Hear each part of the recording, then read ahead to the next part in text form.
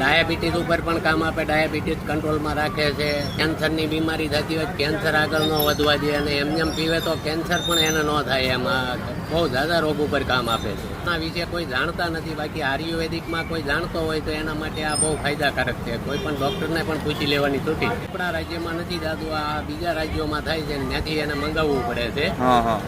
આપણે એને 30 રૂપિયામાં જ આપીએ છીએ. કોઈ પણ પીએ કે બાળકોને પણ એની બુદ્ધિ તેજ થાય છે. આની પર ભણતરમાં પણ એને યાદશક્તિ નો યાદશક્તિ પણ વધે છે. પેઠાનું જૂથ આવે, આનાથી ફાયદા બહુ થાય. એમ આને જે જાણતો હોય ને એ માણસ જ જાણે એમ કે આના પીવાથી શું ફાયદો થાય. એમ સફેદ પેઠું આવે, પેઠા બીજા ઘણી જાતના આવે, પણ સફેદ પેઠાનું જૂથ પીવાનું એ શરીર માટે બહુ ફાયદાકારક આવે. આનાથી વજન ઘટે, મગજ તેજ હોય તો મગજ શાંત થાય.